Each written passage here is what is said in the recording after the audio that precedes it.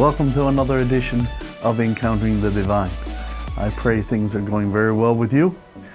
In the Northern Hemisphere here, we are enjoying summer, and it's just amazing, those long evenings and just warm summer days. So I trust things are well in not only in the physical realm, but in the spiritual realm where you are as we enter into this summer season. Well, we're going to cover an entire epistle today. We don't normally do that in one session. We normally carve the thing up in several sessions. But 3 John is a very short one-chapter epistle. And basically the big idea of this epistle is walking or living the truth, living in the truth. How do we live out truth?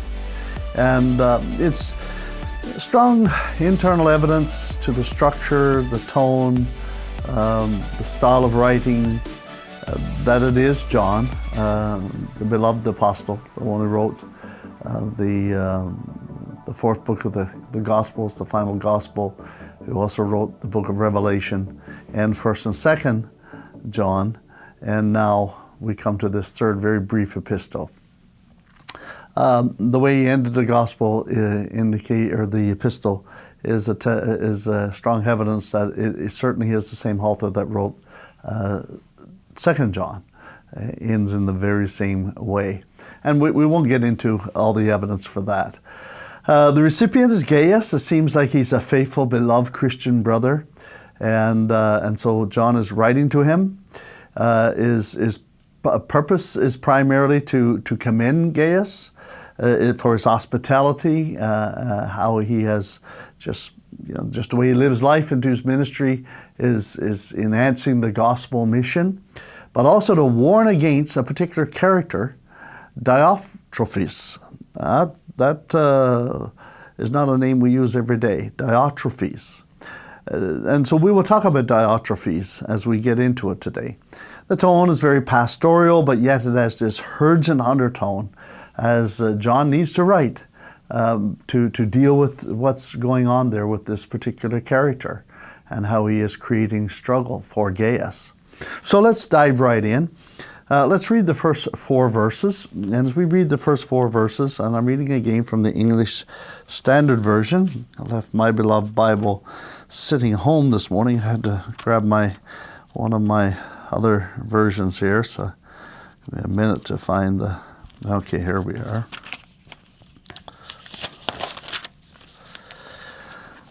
Okay, first 4 verses. To the elder, to the beloved Gaius, whom I love in truth. Beloved, I pray that all may go well with you, and that you may be in good health, as it goes well with your soul. For I rejoiced greatly when the brothers came and testified to your truth, as indeed you are walking in the truth. I have no greater joy than to hear that my children are walking in the truth. Wow. Here, this idea of truth is just not doctrinal. Truth for John is much more than a doctrinal statement. It's not just about dogma. It sets the tone, it sets the atmosphere for all authentic relationships. And we see this through all of John's writings, both the Gospel of John, 1st, 2nd, 3rd John. Everything is about this idea of love and truth really married together. And so John doesn't just frame love here in terms of feelings or sentiments, but rather he links it to the pursuit of divine truth. In John 17:7, he said, he quotes Jesus' words, Jesus' prayers, sanctify them in the truth. Your word is truth, Jesus said. In Zechariah, we go back to Old Testament, minor prophet Zechariah, chapter 8, verses 16, 17, we see here the prophet, God by the Spirit through the prophet links truth justice and peace as the foundations of community integrity. No real authentic community can function, can exist without truth and justice and peace as its foundational elements. And so, in other words, where truth doesn't exist, there is no real possibility for authentic love. And this is what John is getting at here. He's just wrapping these two amazing concepts together in this greeting. And so he wants to recognize that. Now, verse 2, we talk about truth in verse 1, 3 and 4. Verse 2, he kind of intersects something here. He says, "Beloved, I pray that all may go well with you, that you may be good in health as well as you are in soul." It seems as if, and we get implied here, that maybe Gaius is struggling physically and having some physical issues. So John recognizes, wow, this man's soul is intact, but his health is struggling. And so this brings us to this Hebraic philosophy that God restores not only the soul, but the body, soul, and spirit. The trichotomy of humankind is part of the redemption that Christ has provided for us. And so there's a Psalm 103. I thought immediately about that as I'm reading this, because it almost seems as if John may have been thinking about that as he was writing as well. And I want to leave it with you. Psalm 103, verses 1 to 5. The psalmist wrote, "Bless the Lord, O my soul, and all that is within me. Bless his holy name.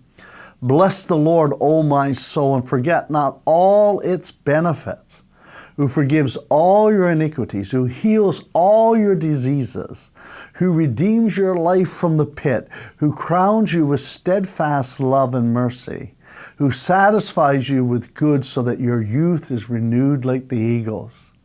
And to me, John has summarized this entire 5 verses of Psalm 103 and packed it in here with this statement when he says, to his beloved elder Gaius, he says, "I pray that all may go well with you and that it may be good in your health as well as in your soul." Gregory Nazian from the Oration 2, one of the church fathers, he cautioned pastors to treat bodily suffering as a shadow of the soul's pain. And so pointing to the need for layered care. In other words, when we're talking to people, don't just treat them as spiritual entities. Don't just, as pastors, and I think that's what we see being portrayed here through John. He's concerned about the church. He's concerned about spiritual matters. But he also wants to recognize, as he addresses Gaius, his physical needs as well. And, sometimes we treat people as a means to an end. And those of us who are very missional, very driven, we sometimes cross that line where, we're more about, getting people to show up, to do the task. We're task-oriented, get the task done, achieve the mission, move it forward. And sometimes we can forget that we're dealing with humans. We're dealing with people who have other needs. And so I like the fact there that when John addresses Gaius, he doesn't only drive for his spiritual ambition here. He needs to address some pretty heavy stuff. But he also pauses at verse 2 to acknowledge that Gaius is more than just, filling a spiritual leader's role. He also is a human being. He has human needs. He has physical needs. And so just think for a moment, who's in your circle today that maybe you haven't really paused to say, hey, you know what? Some of the struggles in that relationship, some of the things that's going on here, he's a human being. I need to pay attention to that. Now, we put a lot here, couldn't we? We're gonna rush past this. Let's go to verse 5 and pick it up. This time goes so fast in this time. Beloved, it's a faithful thing you do in all your effort for these brothers, strangers as they are, who testified to your love before the church. You do well to send them on their journey in a manner worthy of God, for they have gone out for the sake of the name, accepting nothing from the Gentiles. Therefore we ought to support people like these, that we may be fellow workers for the truth. Here, John focuses on this hospitality that Gaius is known for, that this particular maybe house church or group of house churches or whatever, we don't know all the details around Gaius's role or how big his influence is, but John acknowledges that it's a faithful thing that you're doing in all your efforts for the brothers, the strangers that you're receiving, the people you're taking care of. Radical hospitality was the hallmark of the early church. They were known for that. And Hebrews 13:2 talks about that, Romans 12:13. I could list all hosts of scriptures where we see time and time again where they were so generous to one another. And itinerant ministries or traveling missionaries and traveling evangelists and teachers, they were often unpaid. And they were rejected by the pagans. So they were 100% dependent on the generosity of Christians. But that also led to another problem. It led to abuse. And so, here, we see the teachings of the Didache. The Didache, it was that teaching of the 12 apostles, that document that we glean information from, that kind of gives us, it's extra biblical, but it's a document that helps us understand some of the rules and guidelines and practices of the early church. And from that, in the Didache 11 to 13, there was established guidelines for traveling apostles and teachers and ministers, missionaries. And there was guidelines laid out for them. And so they were to test these individuals, support those that were true, reject those that were not, because there were abusers. There was those who would take advantage of their generosity. Ignatius of Antioch urged the churches to receive the bearer of truth as you would receive the Lord himself. So authentic teachers, authentic missionaries, those who were genuine, they were to be respected as if you were entertaining Jesus. John elevates hospitality to divine partnership. He says, fellow workers for the truth. Hosting is just not kindness. You're a kingdom co-laborer. And that's a reminder for us as well. Although people are not as dependent today, maybe churches pay their staff, evangelists and missionaries raise funds, and we have other ways of taking care of people for the most part. But in certain parts of the world, even those of you viewing me today from third world countries, as a large part of my audience is there, you know how vital it is. And we support missionaries in Nepal, and they live this life. They are dependent upon the generosity of the church. They don't have the financial means, or very meager financial means, to provide support for themselves. And here, John recognizes this as, wow, you are to be commended for your generosity. Then he raises this issue. So he talks about his health. He encourages him. He commends him on all these fronts. And then he says, verse 9, let's go pick it up. I've written something to the church, but Diotrephes, who likes to put himself first, does not acknowledge our authority. So if I come, I will bring up what he is doing, talking wicked nonsense against us. And not content with that, he refuses to welcome the brothers and also stops those who wants to and puts them out of the church. This is one of the earliest records we have of abuse of power in the church, where someone in a particular local constituency refuses to acknowledge the authority that's over them. And Diotrephes rejects the apostate letters. he slanders spiritual authority, and he even excommunicates those who don't agree with him. This character is portrayed as a man who is driven by selfish ambition and a desire for preeminence in the church. And so he only will allow within his cohort those who are subservient to him and to him alone. That is dangerous. If you are serving under a leader who exemplifies these characteristics, I encourage you to run, run, run. You are being set up for danger.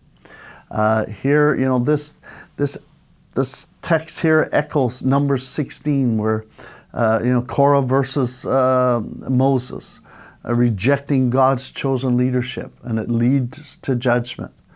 As I sat with this text, I searched my own soul and said, Lord, am I exemplifying any of these characteristics? Because if I am, I sincerely repent and help me do this right. Help me acknowledge.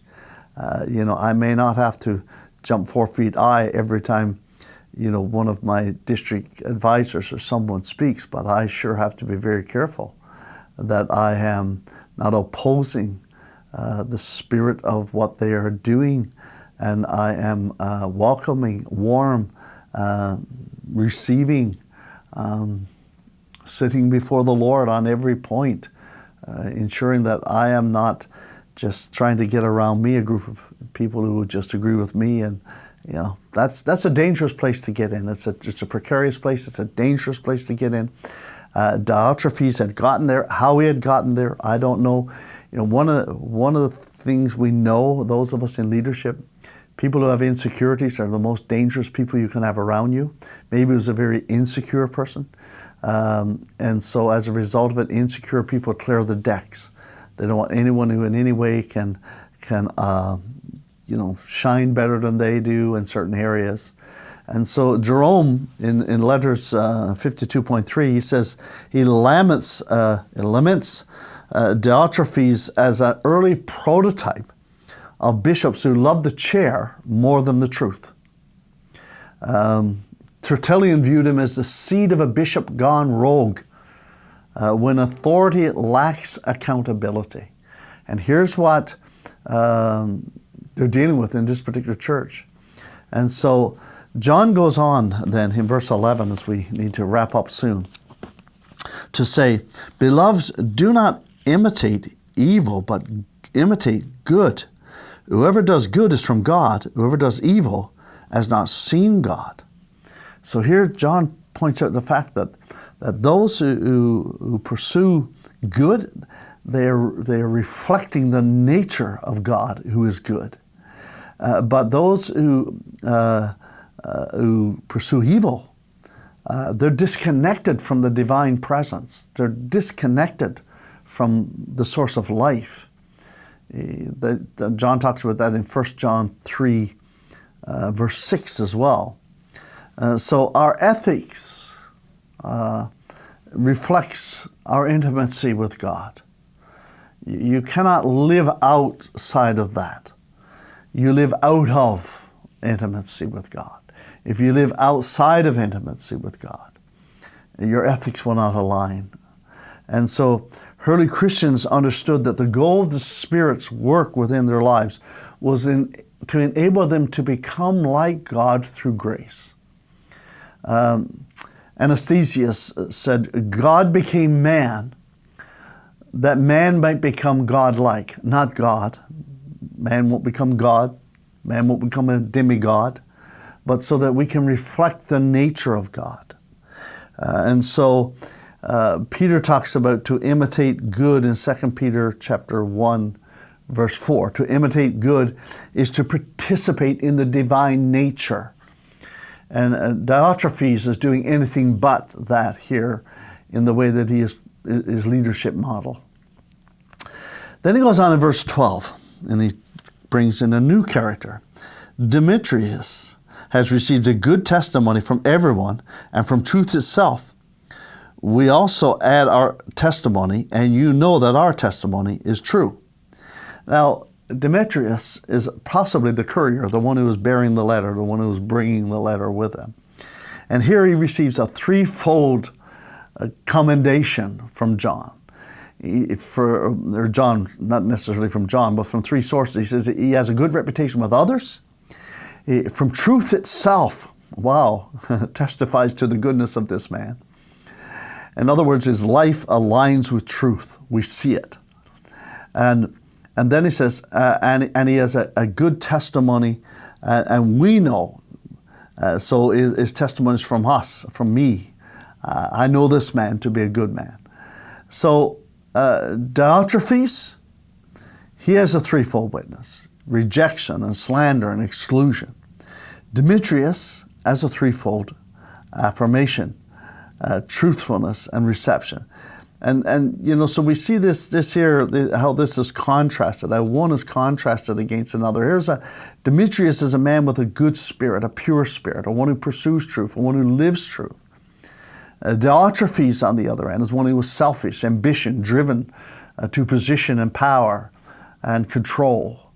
And so here, you know, John wants us to recognize that we need to identify the true servants within the body, and we need to honor them. We need to be generous toward them. We need to be hospitable to them. We need to care for them.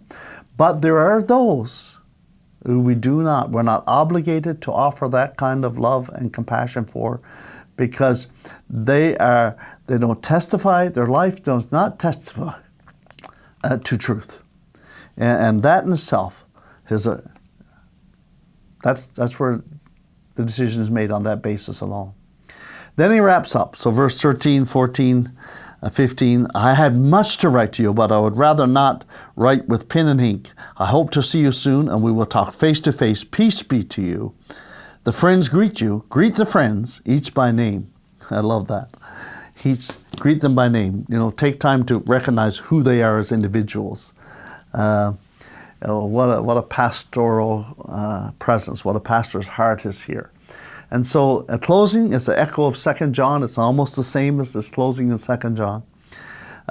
He says, spiritual correspondence is essential. I have to do this. It's so important. We have something to you right now. But presence matters most.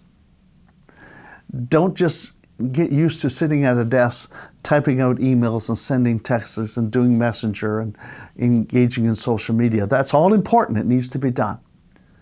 But ensure that you take the time to go by the hospital bed, to lay a hand on someone, to give them a gentle touch on the shoulder, to pray for them, to be present. Truth is incarnated, not just discussed. It's not just something to sit around tables and debate. No, true truth is embodied. And the early church embodied truth. It was incarnational. They recognized that. And so, you know, John talks about that in his first gospel. The Word became flesh. You know, so here again, authentic discipleship is incarnational. And so I leave you with that today. Be authentic. Be incarnational in your walk today with others, with those around you, with the Lord, those the Lord has placed under your leadership, those the Lord has placed within your court of influence. And that, I think, is a good place to land as we wrap up 3 John. Well, we have now covered 3 of John's epistles, and next time we will dive into Jude. We're going to spend some time with Jude. All different. We've spent a lot of time with Paul. We spent now some time with John. Now we're going to have some time with Jude. It's amazing to come together, see how all these apostles work together, their ideas and concepts and the way they do life so integrated. God bless you. Have a wonderful week.